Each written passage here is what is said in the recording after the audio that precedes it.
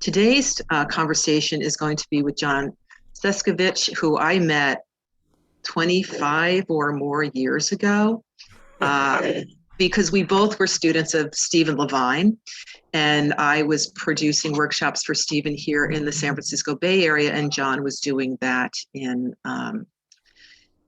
North Carolina. And I had the great opportunity to go to North Carolina and meet Jon and stay with him for Stephen Levine workshops there. So it is so wonderful to come sort of full circle. And as anybody who ever went to a Stephen Levine workshop knows, one of the things that Stephen would always tell is the story of how he got into death and dying work. He started started meditating, really meditating when he was a prisoner at Rikers Island, and that work became incredibly valuable to him then. And when he came out, he met Elisabeth Kübler-Ross. He would talk about his friend Ram Dass and being at a retreat with Ram Dass, which Jon was also at when they all met Elisabeth. So I am going to, and Jerry, thank you from Alameda. Maybe we're neighbors. I'm also in Alameda, California. So I met Jon through Stephen Levine's work and found out very quickly that Jon had been a student and friend of Ram Dass's for many, many years and continued that relationship until Ram Dass's death. His first introduction, he was a nurse clinician when I met him at Duke University, the medical program there, which is world renowned, of course. And Jon took so much of the work that he had done with Ram Dass and Stephen Levine and brought it into the hospital, which was remarkable when I started to hear about that. He's been a meditation teacher with Ram Dass since the early 70s, and he began working in the hospital at Duke University for 40 years in 1975. Which was when I went to college. So this gives me, it's just so beautiful. There he created so many wonderful programs and was very instrumental in the mind-body program there, bringing stress management, meditation, and self-relaxation skills to patients and also to the staff there, which became incredibly important to them, enabling them to be able to do incredibly difficult work. And I am going to now spotlight Jon. And I'm going to ask Jon, if you would just, why don't you introduce yourself, Jon, because I always like to give a very brief introduction, and I am so grateful to have you here today with us. Thank you so much. Susan, thank you so much. You gave a great introduction. I'll just add, in part of what brings me to speak today is during my time at Duke, I did stress management consults where nurses and doctors throughout the hospital would identify people that would benefit, and then I would go see them. And I saw over 40,000 patient consults. There was never a charge, never a bill. And one time, I was speaking with the director of the hospital about that, and he said, Jon, if it was just that you made the patients feel good, that would be wonderful, but you wouldn't have a job at Duke. I wondered what he was going to say next. But he said, you help the staff do their job, and that's why you have a job. The idea that, if you were a night nurse and you were working with a patient maybe that evening who was in tears, new diagnosis of cancer, something like that, you made a referral to me to see her the next day. I went in and saw her, and then you came in that next night and she was sleeping fine. Or I remember real vividly on the lung transplant floor, I would often see patients while they were waiting for their lung transplant. And anybody going through a lung transplant was taken off all their benzodiazepines and tranquilizers. And so they're really, left with just themselves to cope. And, a man at night going to the bathroom, having a panic attack, a couple nurses in there, the wife, trying to cheer him on. And then I would see him the next day. And then the next night, the nurse reported that, he was able to go to the bathroom and back, by himself. And so with those kind of outcomes that all the staff could see, they saw that I helped the staff do their job. And so I think, with 40,000 consults of people really, dealing with challenging life situations, I've discovered what the biggest stress of all is. And that is when a person is waiting and not knowing, being in that limbo, waiting and not knowing. I, I would teach meditation in prison. Did a few workshops there, and I mentioned this at the beginning of one of my talks, and the man said, "You're right. I didn't care if they gave me 1 year or 10 years. I just wanted to know." And so again, that reinforcement that the waiting, the not knowing is the stress. And so that navigating uncertainty is, how do we deal with that being in that limbo? And I've got a nice slide presentation that I'd like to shift over to now and begin sharing more.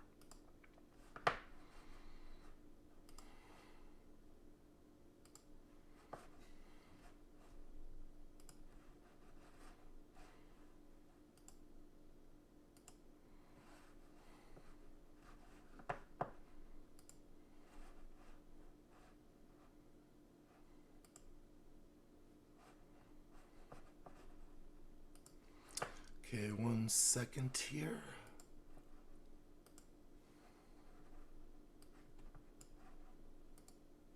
Okay, so navigating uncertainty.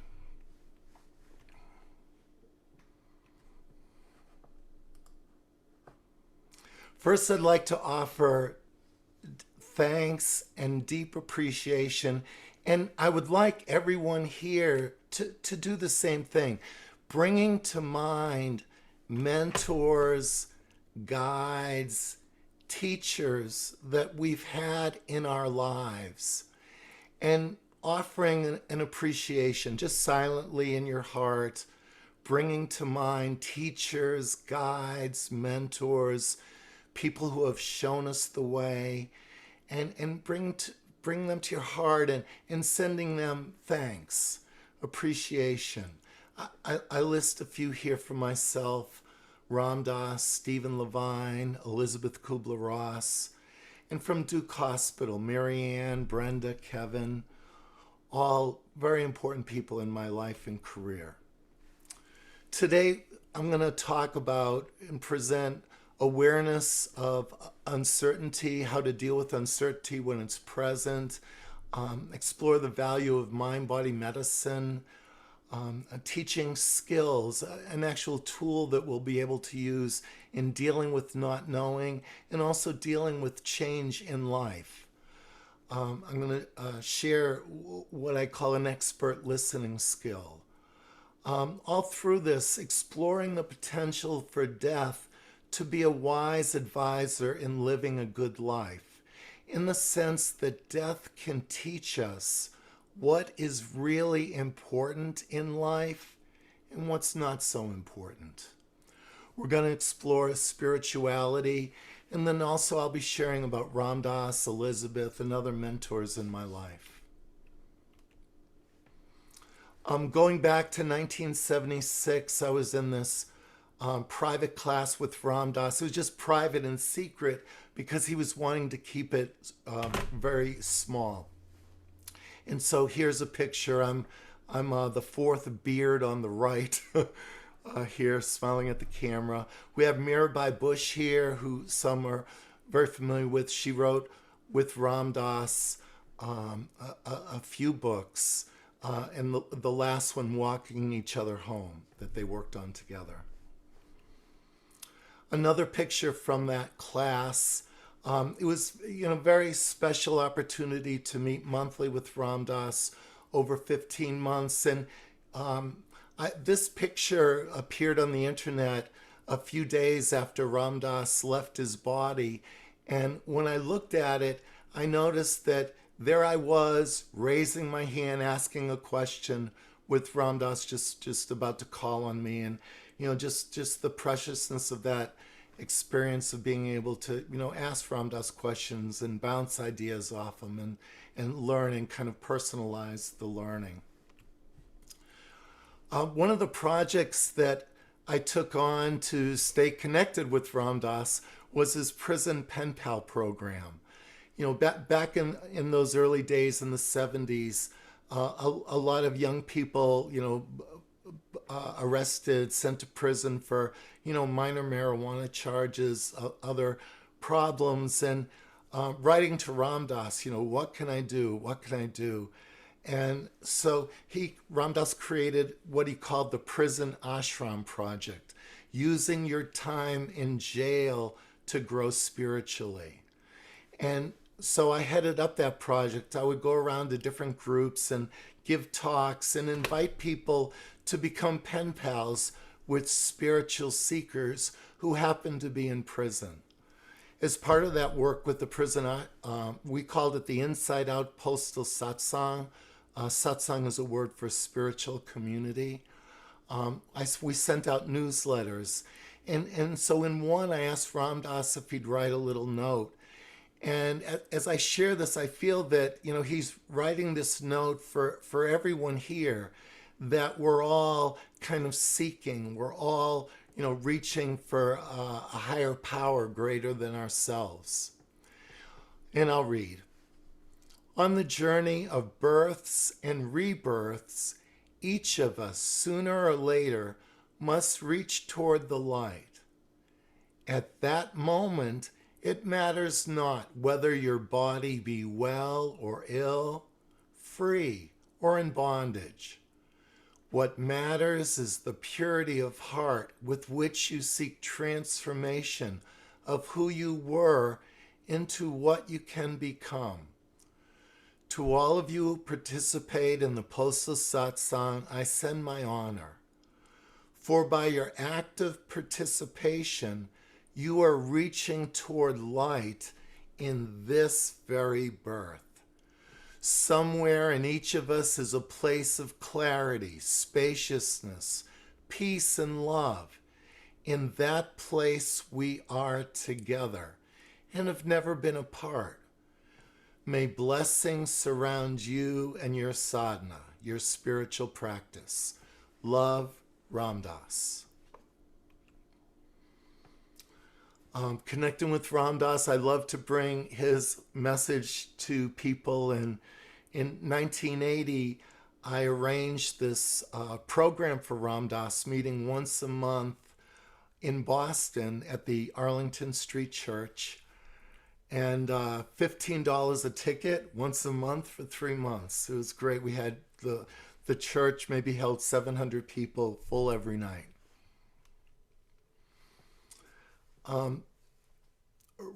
One of Ram Dass's deepest teachings that I feel is about this line: the only work we have to do is on ourselves.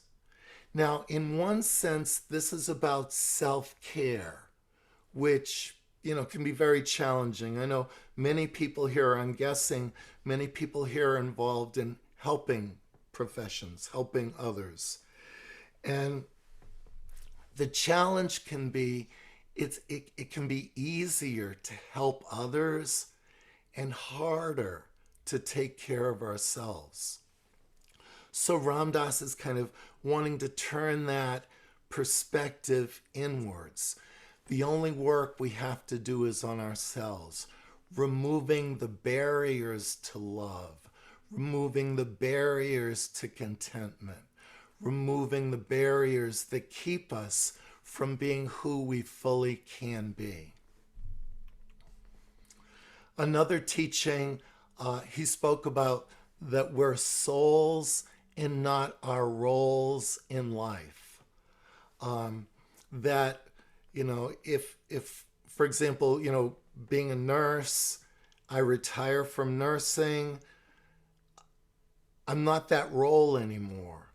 But if I was kind of like missing it, regretting it, I would be suffering. And so to realize, I'm not a man, I'm not a nurse, I'm not my personality, I'm not my job.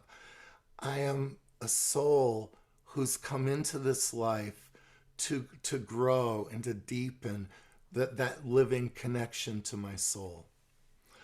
This picture here was one of the roles I had.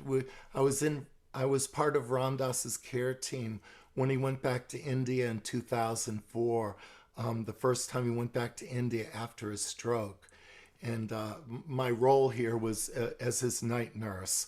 As you can imagine, Ram Dass, after the stroke, in ashrams, old-style ashrams in India, they're not very handicap accessible. And so that he needed a caregiver there, and that was one of the roles I did.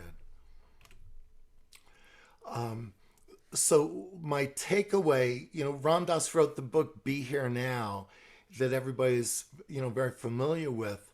Well, after his stroke and ending up in Maui, he kind of expanded that teaching to include loving awareness.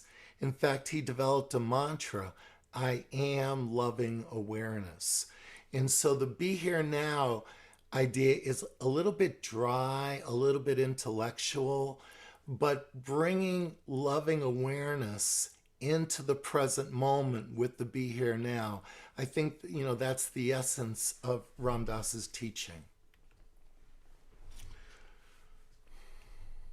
So, just to complete the circle with mentors, here's a flyer we had from January 1994 at Duke, where we had a mind-body medicine study group that I was able to participate in. And, it just brought in experts in mind-body medicine as well as general faculty at Duke and nurses and doctors to bring these new ideas coming in, looking at the science, questioning, seeing what the benefits are. Patients and general public were maybe ahead of the curve a little bit, back then in using these approaches. And it was just a real blessing to be able to combine the spiritual with the mind-body in regular traditional medicine. So another great mentor I had, Elisabeth Kübler-Ross. I first met her. Well, let me tell the story of this picture first. In 1990, I arranged a lecture for Elisabeth in a 1,000-seat auditorium at Duke. And about 3 weeks before, we were totally sold out. And as I know Susan will relate to this, 3 weeks before, sold out, you're just going to be able to cruise right to the event. But I got a call, and it was from Elisabeth's secretary, and she was going to have to cancel. She was having health problems. She had too many things going on, too many events, and she was having to cancel. I had spent $3,000 to arrange all this at this point. And so, went into a little bit of shock, let's say, definitely a little bit of uncertainty and not knowing. Knock on the door, a friend was there coming to by just to say hi, visit. And, I say, come in, I finish on the phone and I let him know what just happened. And he said to me, oh, I just, cashed in this, stocks, and I've got $3,000 and I was going to donate it to a nonprofit foundation. Let me give it to you. So just that next moment, out of the openness, $3,000 came that, took care of that kind of financial stress that I was facing at that point. And so I got to have a new experience of how to close down a workshop that was canceled.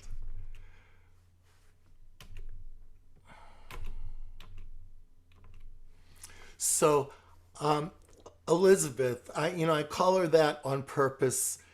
I met her at a Ram Dass retreat in 1976. It was a 7-day retreat, and we were in silence. But on the 5th day, Ram Dass gave us a talk day, a day when we can talk.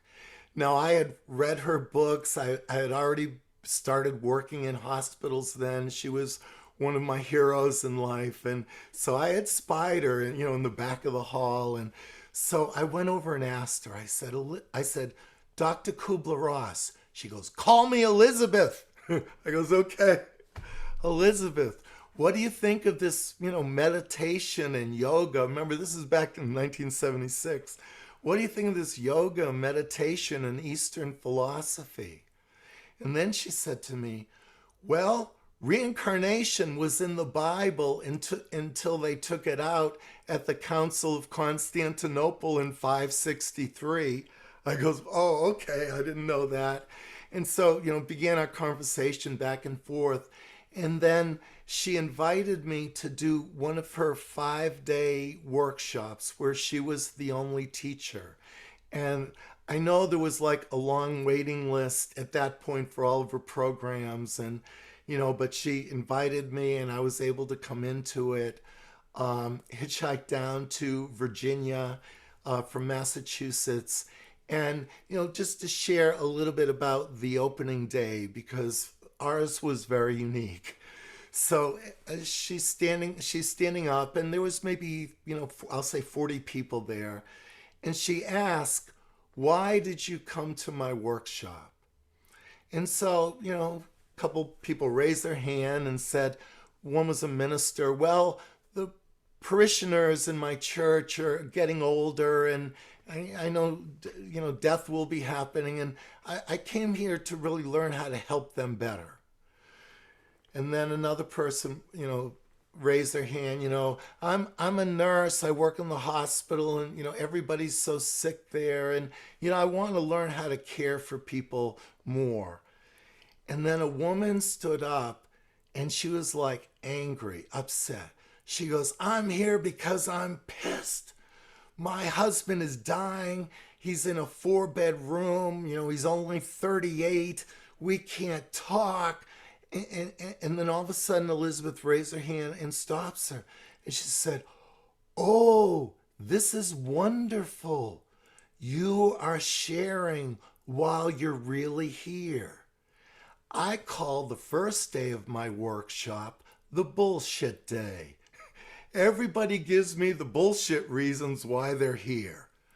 You are all here for you. You are all here to work on your own death, your own losses. Really mirroring Ram Dass's words. The only work we have to do is on ourselves. And so this was just a powerful turning where I realized I needed to work on my unfinished business. And that was a term that Elisabeth used, the unfinished business, the things that we didn't say, the events that happen out of our control. Just, again, looking, what's keeping me from love? What's keeping me from fullness? What's keeping me from acceptance?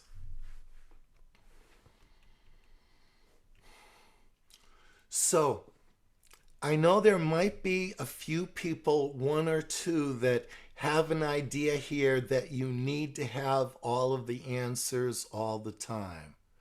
Well, right off the bat, in this navigating uncertainty, I am saying we don't have to have all the answers. In fact,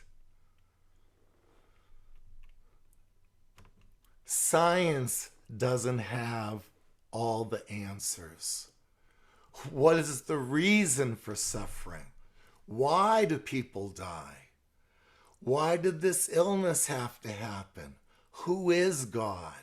What is the value of my life? Where can I find hope? What is love? Important questions science doesn't know. And so I'll say that there's a foundation to navigating uncertainty in that there is a lot of uncertainty in life. In fact, we don't know the future. When you think of, COVID this last 18 months, 5 years ago, who would have expected anything like this? How many people's lives were going down one road, and then COVID happened and everything changed, and their life is going down a different road. One they didn't ask for, one they didn't want, but finding themselves.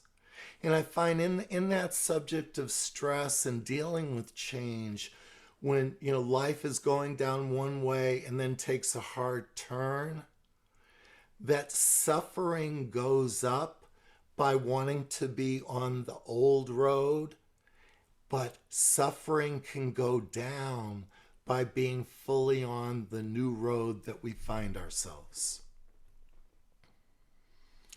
So, in dealing with waiting and not knowing, I want to share many jewels and ideas. The first is, when we are in that place of not knowing or waiting and not knowing, stay there. Where does our minds want to go? To the future? What if? To the past? If only.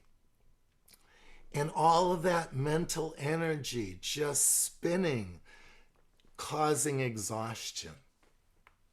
What we want to do is have our full body, mind, spirit to apply to whatever is going to happen next.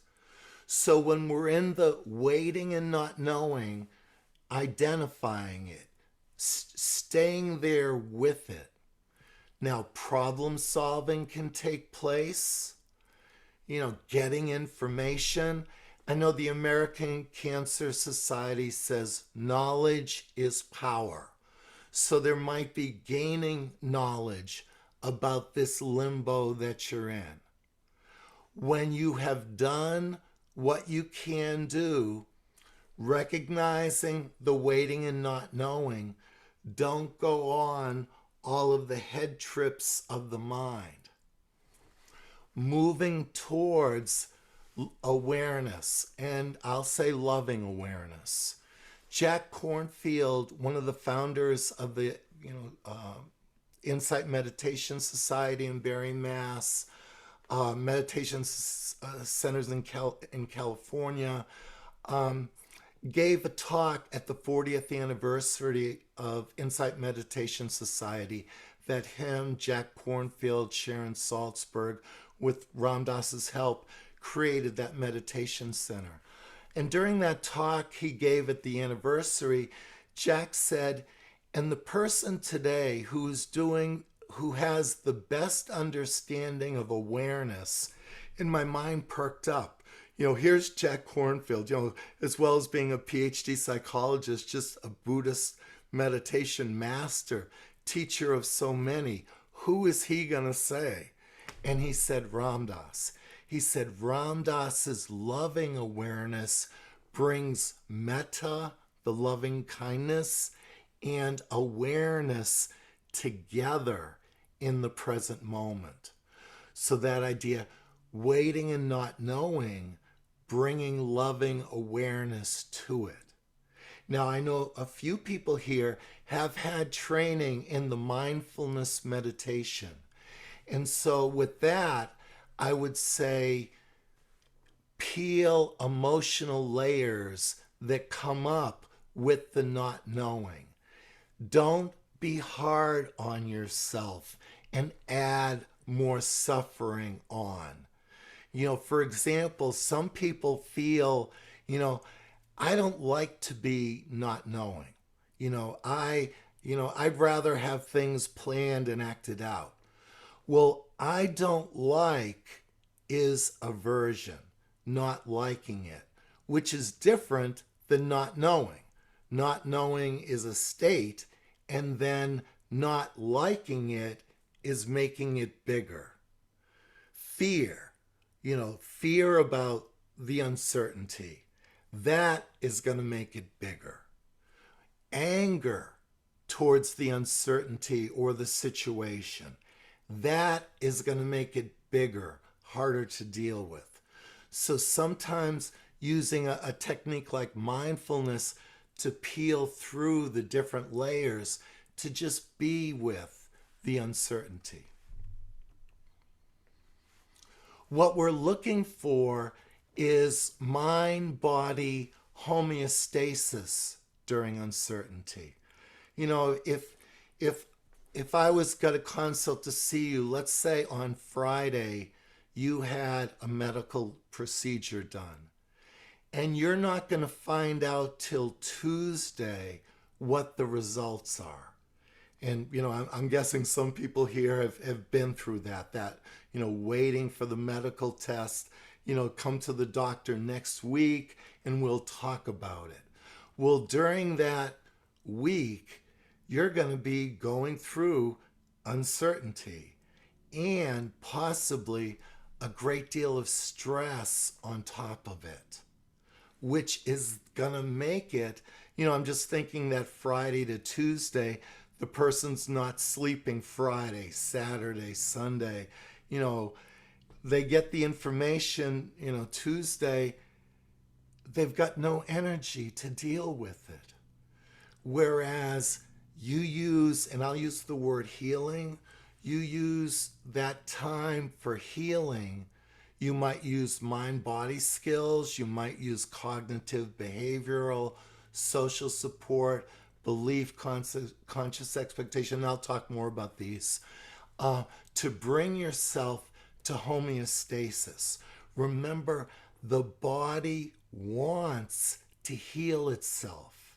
You know, and if you've ever had a little cut, you know exactly what I'm saying. You might clean it off, you might put, you know, a Band-Aid on it, but what's happening under that Band-Aid is the body naturally wanting to get better. And that's what I think real nursing is.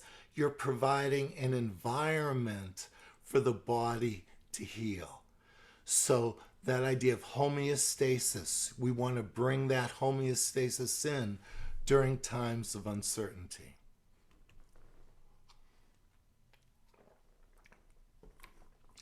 Research going back, Hans Selye, 1940s, 1950, have discovered that stress simply comes from change.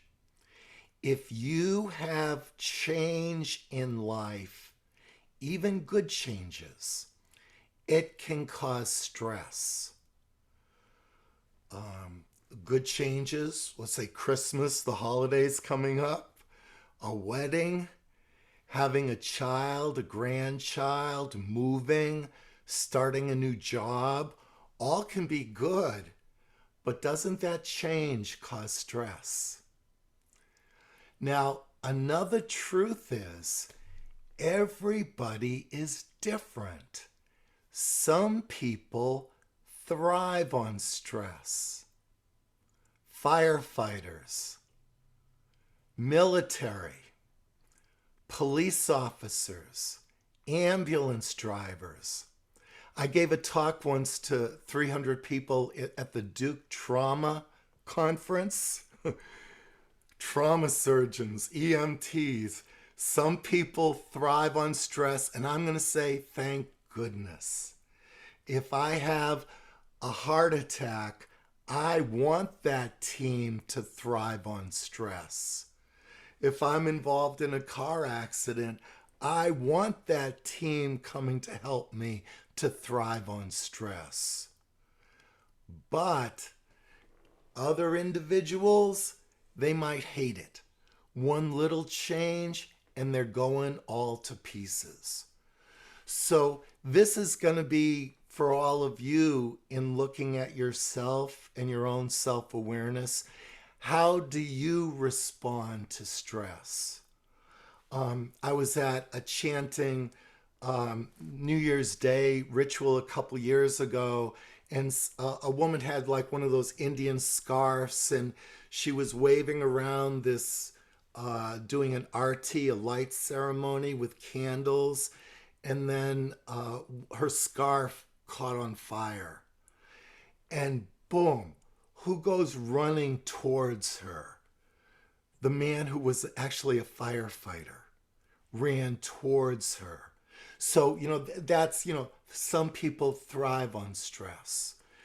Individual makeup and self-awareness, so important. Why? Because stress is physical. It's not imaginary. It sends powerful chemicals into the body, adrenaline, noradrenaline, cortisol, that affect the psycho, neuro, immuno, endocrine, physiological systems in the body. I was, thinking this could be in the chat. If anyone would like to type in what they see as physical responses to stress. Stress, adrenaline, noradrenaline, cortisol go into the body. What is the body's response? There can be muscle tension. There can be blood pressure up. There can be heart rate increasing. The breathing, quick, shallow. Someone with diabetes, blood sugar going up. Immune system decreasing. All of these physical responses to stress. Also, there can be mental or emotional responses to stress. Trouble sleeping, nerves on edge, easy to anger. An important part of stress management is realizing this, that people can be like a cup of water. When the cup is full of stress, you add one more thing and it overflows. And that can be the easy to anger. It's not just that one thing, it's that everything is built up, and now that loud noise, or now the child acts out, or whatever, and then the stress is overflowing. So stress can affect the mind, the emotions. How about spiritually? Can stress affect a person spiritually? Yes, we see things like loss of faith, loss of long-held belief systems. But here's an idea that many don't realize. There can be a loss of hope. So a person might not have any connection to spiritual or spirituality, but they're dealing with loss of hope, loss of meaning in life, loss of purpose. These can be spiritual responses. So, I just say, are there more ways stress can affect a person? Yes. It can affect our family. It can affect our work situation. It can affect our hobbies and creative activities. But what most people get for stress management is this. Relax. Don't worry. Breathe. But what does that do? Makes it worse. So, as I mentioned, working in the hospital for a long time, Fox news station in Durham had heard a little bit about this stress management program, and they came to Duke to do a story. And so I got word one day that, they were coming, and were there any patients that they could interview? And Alan, who you will meet in a moment, had been in the hospital a number of times, and, very articulate, 21 years old. He said, I'll do it. And another patient. And so the producer came and we were talking, and she said, what is it that you're doing with people? And, I described the stress management, teaching of self-relaxation skills, but she didn't think, two people talking or, meditating together would be good TV. But I told her I was certified in healing touch, and that, I sometimes I did massage or healing touch with people. And she just got really excited and she said, yes. So she titled the piece Healing Touch, but just, I can tell you all the backstory that's really about the stress management. Dealing with illness is never easy, especially in the hospital for an extended period of time. But at Duke, they're helping patients cope by adding a step to traditional medicine called healing touch. It sounds simple, but for patients, the effects can be profound. Ringing your awareness to your lower back. The soothing sound of Jon Seskevich's voice has been helping patients relax for almost 10 years. Everybody tells the patient, relax, don't worry, but nobody really tells them how. Become warm. Jon works mainly with critical care patients. We are seeing the video Off of the this. pain. He uses several techniques like massage and guided relaxation. And relax. He helps the patient relax one body part at a time. Many times they drift off to sleep. Beautiful, beautiful. I enjoyed it very much, and it just seems to get inside of you and relax the whole entire body. Jon says there are many facets to healing touch. It can be expressed through more than just physical contact. It can be from our voice, our eye contact, the love and care in our heart. I feel that that's all part of healing touch. How does that feel there? Jon uses all of those things with 20-year-old Alan Aycock. He made a world of difference for me in the hospital. Alan has cystic fibrosis. He's the longest living pediatric double lung transplant patient in the country.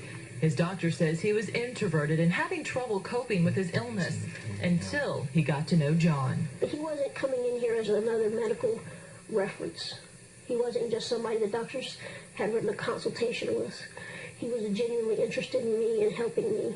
He's helped Alan tremendously. Dr. Wigfall, Alan's doctor, says Jon has really connected with Alan, helping him through some rough times. We all try to get to that point. We all strive for that kind of relationship. But I think Jon, with his style and his persona, is someone who can accomplish that much more rapidly. Let your abdomen be soft. Initially, Alan says he was skeptical of healing touch, but amazingly, Jon has helped him go through some procedures without pain medication. Jon took me from being terrified to being relaxed and calm and saying, I can't do this, to saying, I can do this. And Jon helped me, and it won't hurt. And those are big steps when you know what the procedure is, and you know that it should hurt, but that it doesn't hurt. Dr. Wigfall says relaxation is key for hospital patients because stress only prolongs recovery. He says without Jon, Alan would not have done as well. No, it's just an absolute, it's a flat statement, but no. If you could let your head be heavy. Alan says he's gained trust in Jon, and he's got a gift like he's never seen. I can think about the times before I met Jon and the times after, and it's like night and day. Dr. Wigfall says stress and emotion play a big part in the immune system, and the reason healing touch is so effective is it allows the patient to control something like their breathing when they can't control their illness. I know when you returned, you couldn't stop talking about Alan. Yeah, I mean, great guy, 20-year-old, and his doctor. I mean, Jon is he's done some amazing things at that hospital for the patients. Yeah. Dealing with illness is never easy, especially when you're in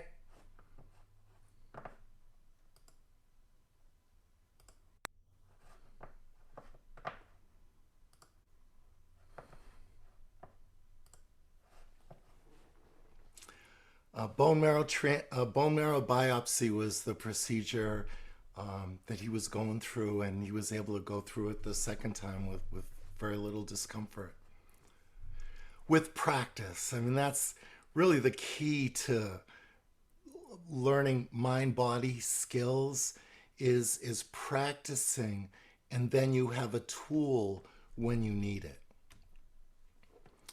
So in my work in the hospital, I've come up with an operational definition for the word healing.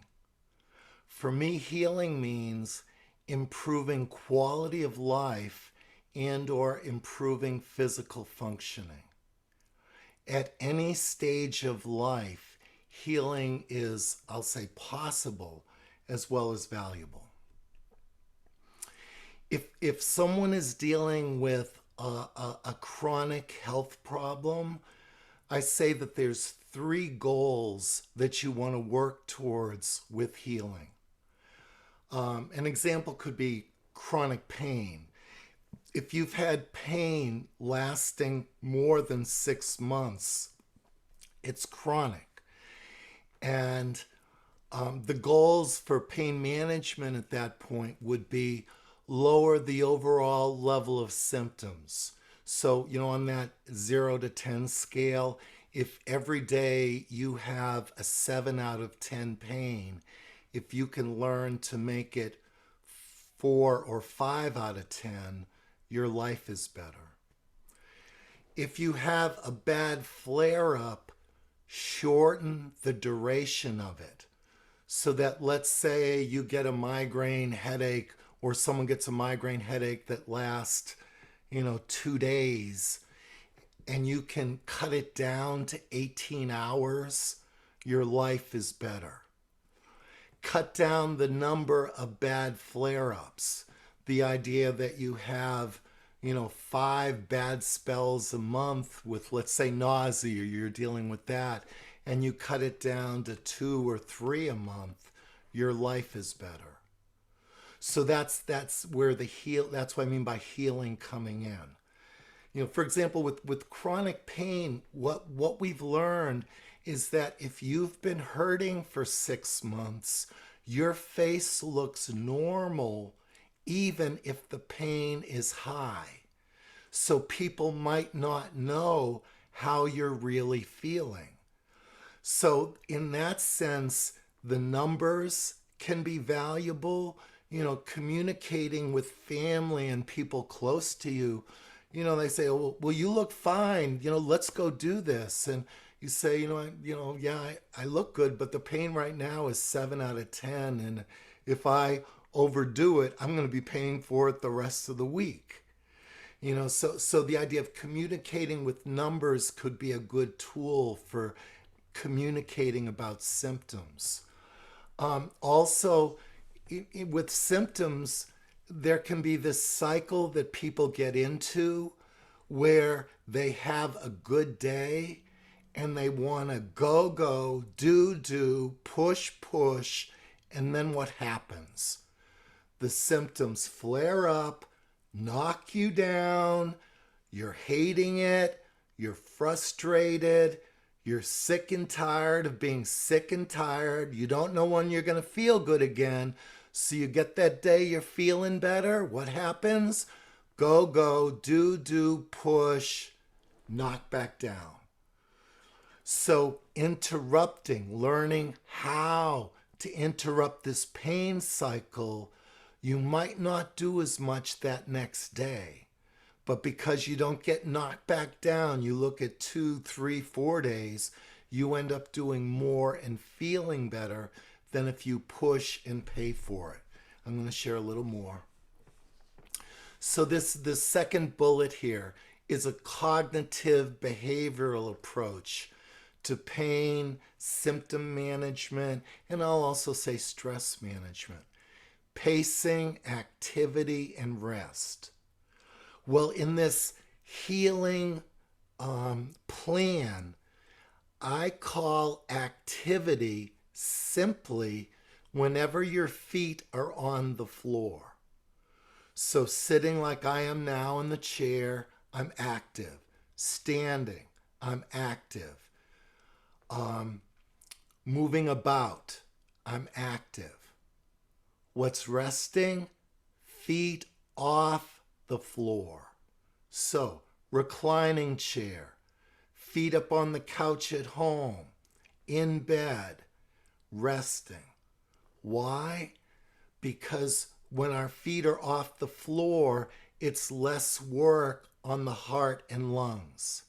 So many people have taken this, idea to heart where, I'm sitting like this at the computer, my feet on the floor, I'm active, but I'm in a reclining chair working on the laptop, I'm resting. Feet up on the telephone, I'm resting. So that's simple, feet up, feet down.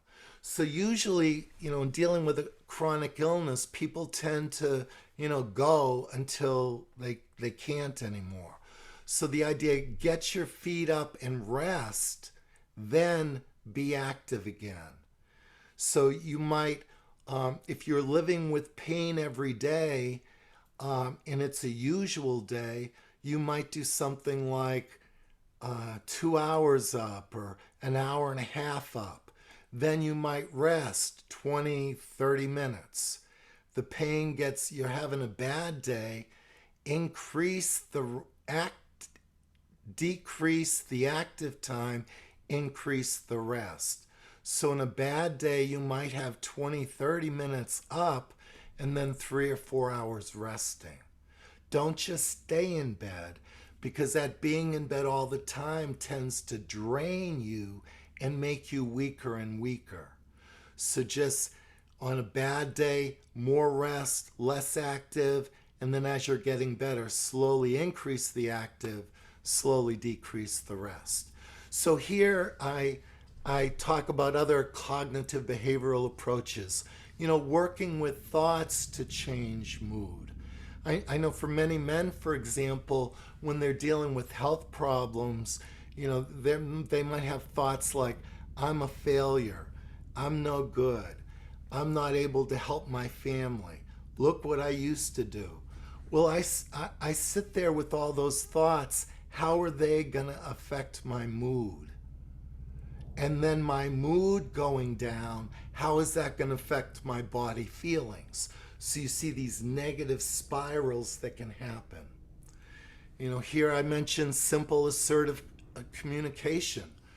Learning how to say no and not feel guilty when no is the truth. Could I give a couple tips on that? How to say no when no is the truth. One idea is called broken record, where you calmly repeat no or no thank you again and again and again. Someone comes to the door, they're wanting to sell encyclopedias, and I don't want encyclopedias, but sir, got a great sale on encyclopedias, no, I'm not interested. Well, do you have any kids? I see some toys outside. Yeah, I've got a couple kids. How are they doing in school? Well, not so great. And then I've spent this whole amount of time. I've either spent $400 on encyclopedias I don't want, or I've wasted some of my time on my day off. Now I'm going to use broken record. Sir, I've got this great sale on encyclopedias. No, I'm not interested. Well, do you have any kids? I see some toys outside. No, I'm not interested in encyclopedias. Well, you must be a good dad. How are they doing in school? I'm not interested in encyclopedias, thank you. Boom. Calmly, soft, repeating no, thank you, again and again. Avoid sidetracking questions that are just coming to manipulate you. Okay? Another example of assertive communication, saying no, is called sensitive assertion, where you listen to what the person says, you let them know you hear them, but you stay with your no. Example, let's say Susan Barber is at my church and she's calling me for the bake sale.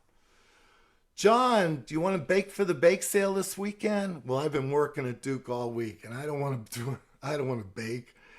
No, I really don't want to, Susan. Well, Jon, everybody loves your chocolate cake. How about just making one for us? Well, I don't know. Jon, you're such a nice guy. I know I can depend on you. Well, oh, okay, I'll do it. Well, there goes my Friday night. But instead, sensitive assertion. Jon, do you want to bake for the bake sale this weekend? No, I really don't want to. Well, Jon, you make the best chocolate cake. They're still talking about it from last time. Susan, I know I make the best chocolate cake, but I don't want to bake for the bake sale. Well, Jon, you're such a nice guy. I know I can depend on you. Well, Susan, yes, I'm a nice guy, but I don't want to bake for the bake sale. Well, I'm getting frustrated. What am I going to do? Susan, I don't know what you're going to do, but I don't want to bake for the bake sale. So that sense, calmly let the person know you heard, but still stay with your no. So stress management education, we're covering that today. One of the strategies that they taught at Duke Hospital was called, for stress management for the staff, was called 3 good things. At the end of every day, look back over the day and identify 3 good things that happened. And so, pretty simple. What I found and what I learned from this technique is that there's going to be some days that weren't good, and you have to kind of look, and you make that effort with the practice and you find things. And so it can break the cycle of all negativity because you've developed a muscle to think 3 good things, looking back at the day and coming up for them. Tips for behavior change, I'm going to share a little bit more later. So this is Ram Dass's guru, the teacher, and some of the women who were close to him. And the woman closest here, her name was Siddhi Ma, Sri Siddhi Ma. And she became, I was able to meet her and just gain tremendous blessings from those meetings. Another mentor, Stephen Levine, I brought him to a church in the early 70s. And right before the talk, he went out and there was like a little graveyard in back. And so he was walking out back there. And Stephen wrote this book, Who Dies? And in 1975. And I open up that book, and then here is a quote from a headstone in Ashby, Massachusetts. So that headstone and Stephen's message to all of us is titled, Be Also Ready. Remember, friends, as you pass by, as you are now, so once was I. As I am now, so you must be. Prepare yourself to follow me. From Stephen Levine.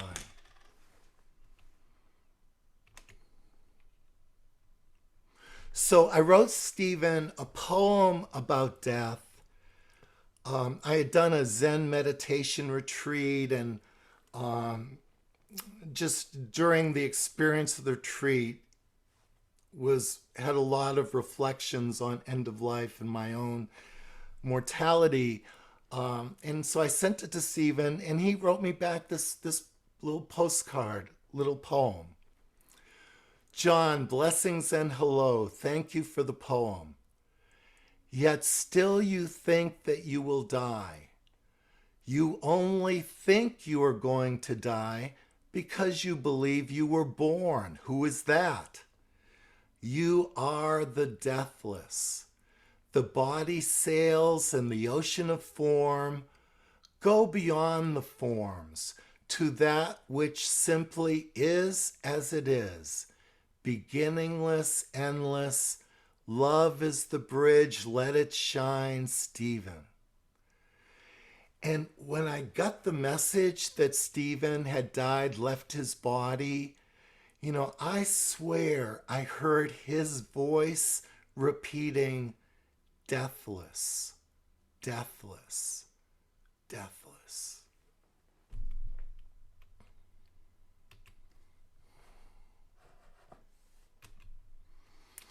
So, listening skills, very important when we need to talk someone to have the listening skills, but also when we're being with someone who's suffering, having listening skills to provide, very, very important for stress management, very, very important for healing.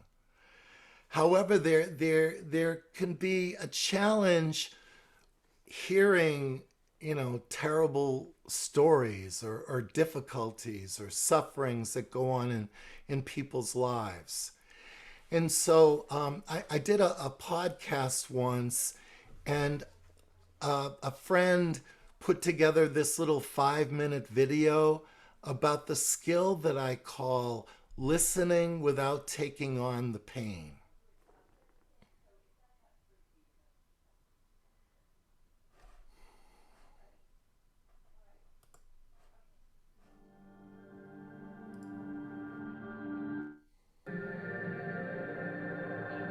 Listening without taking on the pain.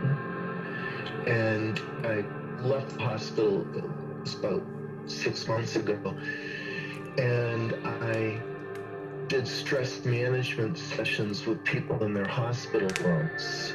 So, you know, for example, someone might have got shot, you know, having a real hard time dealing with this pain, and I go in and see this person, or, you know, someone was going to have their leg amputated soon. I would see this person, or this child, 12 years old, with a brain tumor, or, you know, a woman who's had a heart attack and never going to be able to work again. And, you know, for your listeners, there might be like a feeling of pain coming up as I describe these different situations. And, you know, I'm seeing 8 to 10 people a day.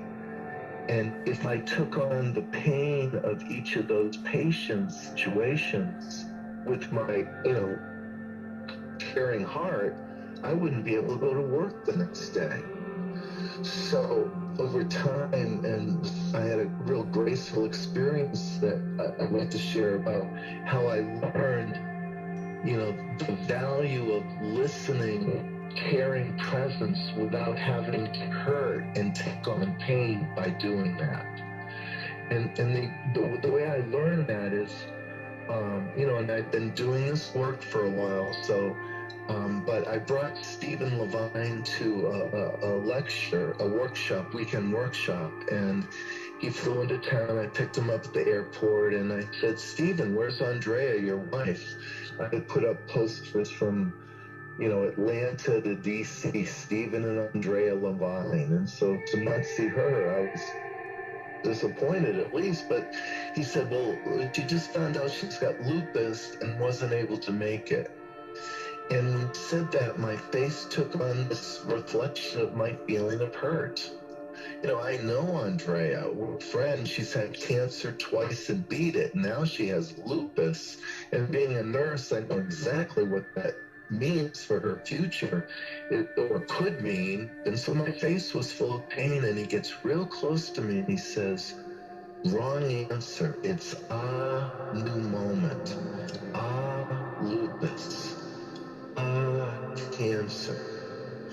And as he looked into my eyes, you know, my meditation background, I noticed I was feeling pain. And I asked myself the question, is my pain helping Andrea, his wife, at all in New Mexico? And I'm in Atlanta. And I said, no.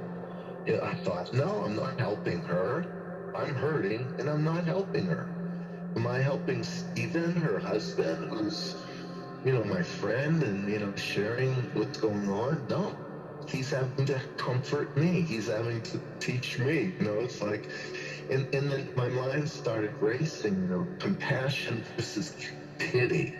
Pity, that state of oh, that's terrible. Thank God it's not me.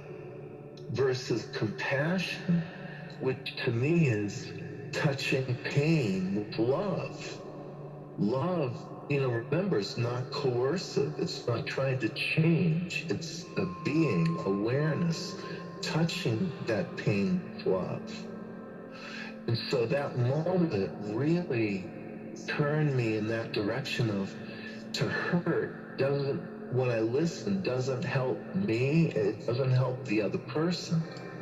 But to shift more into love, caring, Ram Dass would call it loving awareness, is good for me and my soul, and it's good for the other person because they've got what you just described, someone who's really listening, present, caring, doesn't have to fix it, can just be with it.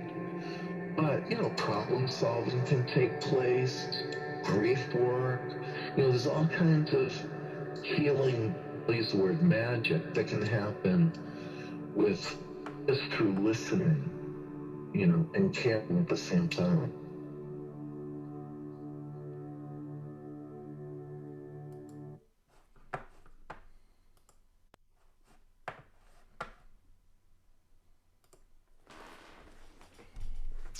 So the way I kind of took that teaching into my heart and into my clinical practice, when I would be sitting and listening to someone, they're sharing, they just found out that their cancer returned. I didn't say, new moment. But what I did do was I would nod my head and say, okay. And that was a signal to myself that this moment is just enough. Spiritually for me, I could say God is real. God's love is here. Okay. And then I'd shift into therapeutic listening skills. Tell me more about that. What's going on? And so that's how I did it. So in that moment of saying, okay, it was that signal, okay, I don't have to, take on all of that pain. So this, a book, I got a text one morning from a friend and she said, Jon, you're in a New York Times bestseller. And I said, no, I'm not. She goes, yes, you are. The lady was a patient at Duke and she called you Nurse Jon. And I said, well, maybe. And, kind of long story short, with the time we have, this woman, I met with her once and I taught her the technique that I want to share with you all. And we did a practice and, she went home, the next couple of days. I only saw her that once. But what I found out in the book, and this, The Bright Hour, is one of the leading books on death and dying a couple years ago, is that she was able to use the technique to break these lifelong panic attacks she had. She said in the book that she would have this repeating nightmare that she would be swallowing batteries, wake up, coughing, choking, not able to breathe, and, in my words, suffering in hell for a period of time. So she learned through using the technique how to break that pattern. So even though she did die 6 months later, towards the last part of the book, she weaves in the technique in dealing with her mother dying during her last 6 months of life and just other challenges that she was going through. So again, even at the end of life, there can be healing. I know one of the challenges of doing a talk like this is, as I mentioned earlier, it's easier for caregivers to give, but harder to, take care of themselves, or harder to let people help us. So that is something we're learning to, allow happen more. In terms of mind-body medicine technique, a lot of people are still, well, that's woo-woo, but as early as 1995, the NIH Office of Technology Assessment identified relaxation techniques beneficial in the treatment of both chronic pain 6 months or more and insomnia, people with serious troubles with sleep. We can learn to skillfully work with thoughts that can add to stress, worry, rumination, going over things from the past again and again, judging, self-criticism. Mantra meditation is an evidence-based practice that can be used to develop calmness, clarity, and the release of mental burdens. We did this. I was involved in NIH-level research at Duke, both with community members as well as hospitalized patients, using mantra meditation with one quick teaching session and gaining benefits. 15 minutes once a day in the community dramatically decrease people's stress in their lives within 2 weeks. So do you have 15 minutes once a day to invest in you? I know if I said, oh, there's someone over there who needs your help for 15 minutes, you'd be all over it. But to do for you, well, you're too busy. I got too much to do. But you are important. And learning skills like this, very valuable. So I'm going to just skip over to the technique. There's 3 steps to this technique. The first step I call soft belly breathing. Now, I know everybody talks about the breathing with relaxation, but, as a nurse, I know ever since I woke up this morning, even when I was sleeping, but ever since I woke up this morning, I've been breathing 16 to 20 times a minute, and I didn't even feel it. I didn't even notice it. So the relaxation breathing, I take Stephen's term soft belly breathing, and to learn it, simple. Place one hand on your belly, then with no work or effort, every cell in your body wants you to breathe. Just aim the breath towards your belly, towards your hand. And so what you start to feel is the abdomen rises when you breathe in and gently falls as you breathe out. And keep doing it as I'm talking. When the belly rises, it's because your lungs fill with good air, presses down on the diaphragm, causing the abdomen to rise. As we breathe like this, your body gets the message, safe. Rise, fall. Okay, simple, soft belly breathing. Part 2, feel the support of the bed or chair.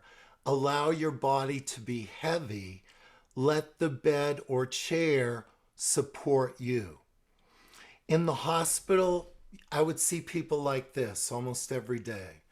When are they coming in here? What's that test going to show? I wish I could get out of this place.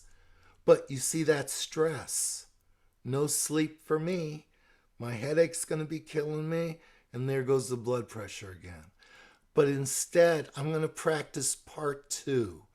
I feel the chair, let the chair hold me. So I stand, I hold me.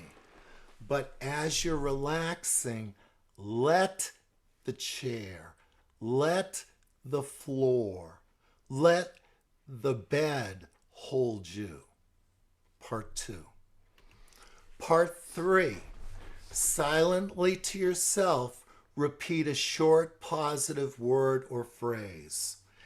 Now, again, 15 minutes once a day. This gives you 23 hours and 45 minutes to think about whatever you want. But during this 15-minute practice, and I say 15 because that's what our research talked about, 15 minutes, same phrase. Now, you might wonder what phrase. Well, you can go to Transcendental Meditation, pay them $1,500, and they'll give you a phrase to concentrate on. But we found in our research that people could choose their own mantra. And you know what a mantra means? It means something that protects the mind. And when you think of stress, when you think of uncertainty, something that protects the mind is a good thing. So I developed a spiritual assessment that I would use with people. Is religion or spirituality important to you? For some people it is, and for some it isn't. How about you? And so asking that question 40,000 times, I get 4 answers. And I know all of you here will come up with one of these answers. Some people say yes. Some people say, well, I'm not sure about, I don't go to church, but I believe in God. Some people will say, well, I'm not sure about God, but I think there's something spiritual like nature. A 4th answer is no. So again, you'll have one of those 4 answers. And I'm going to say, if religion isn't important to you, choose a positive phrase. Some examples: I can do this. Easy does it. I am getting better. If religion's important to you, a faith from your spiritual beliefs. God is with me. The Lord is my shepherd. La ilaha illallah, someone Muslim. Shema Israel, someone Jewish. The phrase Wakantanka, someone Native American. Om Mani Padme Hum for a Buddhist. You get where I'm going. Not to push a belief on someone, but if it's important to you, bring in the spirituality. So go ahead and choose a phrase that you'll work with this practice. Now I want to share the key. So during the 15 minutes of meditation practice, or, let's say you're doing it informally for 5 minutes here or there during your day, when you notice your mind wander to other thoughts, kindly let go of that thought, gently return to the relaxation word or phrase. Don't judge the thought, don't analyze it, don't criticize it. Simply let it go, gently come back. The mind takes off again real quick, kindly let it go, gently come back. So some of you are seeing already how this can be quite valuable during times of uncertainty. So let's go ahead and do just a little more than 5-minute practice together. I'll guide through. We'll begin by, coming to a comfortable position. If you'd like, you can let your eyes gently close, feet flat on the floor, and starting to notice your soft belly, soft breathing, feeling the air coming in and feeling the air going out. Right now, there's no place to go, nothing that you have to do, just simply being here. Being here with the experience of your breath and being here relaxing.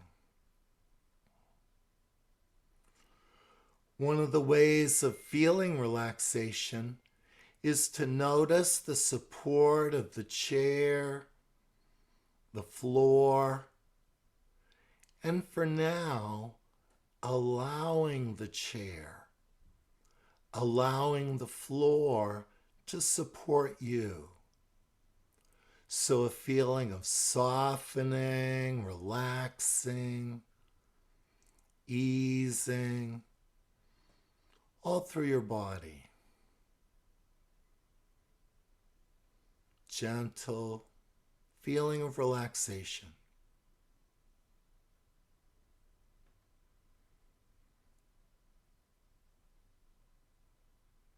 Wonderful. Now silently to yourself, repeating your mantra. a short positive thought. If you haven't chosen one, I'd say for now, easy does it, using that one. Silently repeating the relaxation words again and again.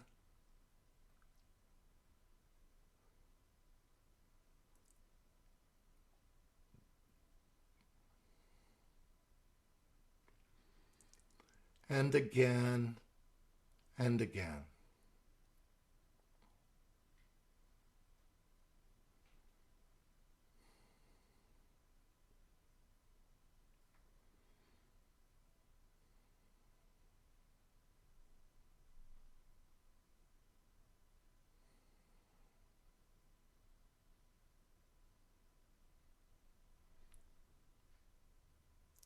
Sometimes other thoughts arise, simply, kindly letting it go, returning back to your relaxation words.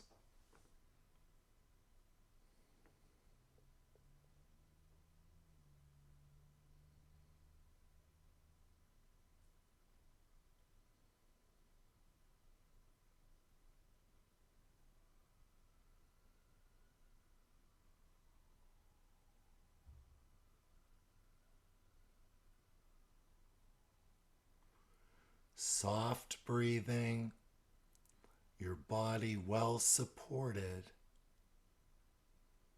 and remembering your relaxation words.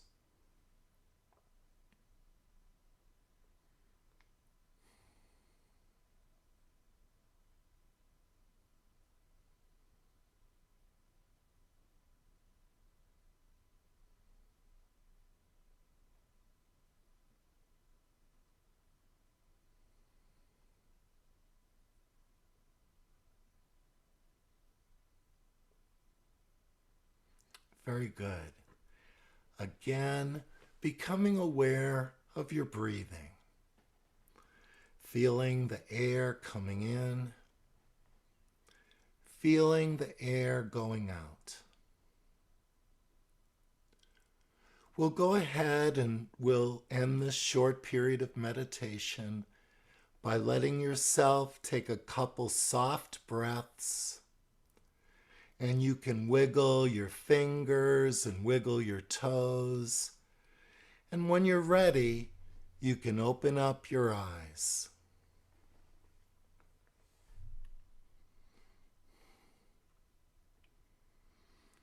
Well, even if you're not totally ready, opening up your eyes.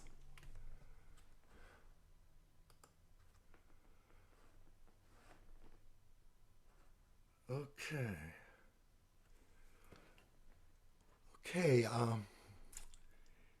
Any questions or comments or... Wow, Jon, thank you so very much. And yes, if anybody has a question they would like to ask, I know that we're close to ending, but please do. Jon, do you have some time, a couple of minutes to stay on after 11:30? Yes. Thank you. So you could put something up either in the chat, or if you're feeling brave, if you click on the reactions key, there's a little thing that says raise your hand. It will put a little hand next to your name so I'm able to track you. And yes, thank you so much. I would love to have you back, Jon, anytime you want to come. Well, thank you. Any questions? Jon addressed all the issues around navigating uncertainty. I think everybody's still meditating. Any quick advice? It feels good. We found that, just the 15 minutes once a day makes a big difference. Yes, it does feel, I feel it's just so much better than I did an hour and a half ago. There was somebody that posted that they work in a palliative care residence and they're just wondering any quick advice. Just that, when issues come up for you, work on them. In what bring it into what you can control. You know, sometimes externally we don't have a lot of control. What we do have control is our response. So that idea of a goal of loving awareness and then exploring what keeps me from that and then working on it. Mm. Yeah, this whole talk has been such a walk down memory lane for me about remembering what's most important. It's just been so, so beautiful. Somebody asked in a pandemic, whoops, here we go. Let's see. Let me go back to the questions. There's so many people that are posting. In a pandemic, how does healing touch? Can it be substituted? Can you do basically long distance healing touch? Yeah, one could, you know, with training, Reiki, they do distance healing. Also, there's this nursing technique called therapeutic touch, which is actually a little bit of a misnomer because you don't actually touch the person. You're working with the energy field around them. And that sense of you staying centered, with training and skill, working around the person can have a positive impact without even touching them. Yes, we used to teach that at our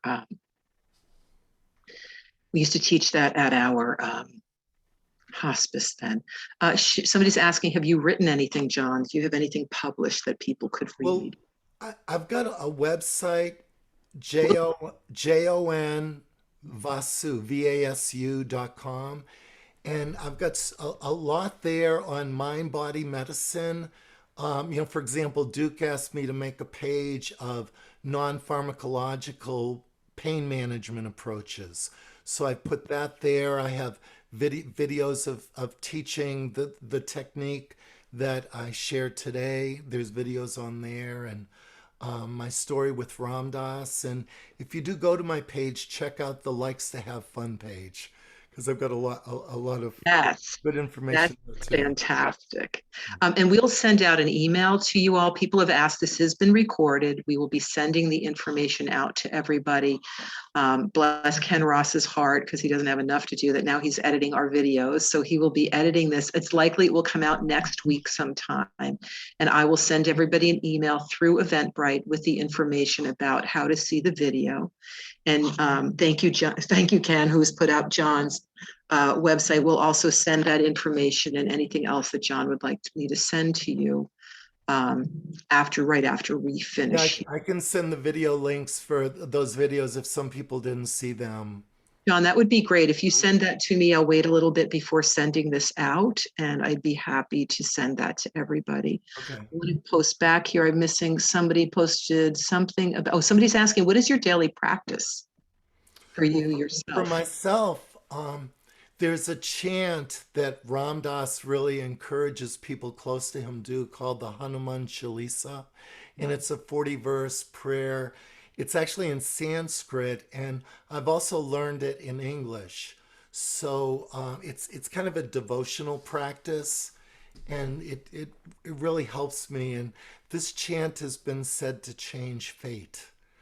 So no matter how much is going on, that chant is there, and I've really felt it help in my life.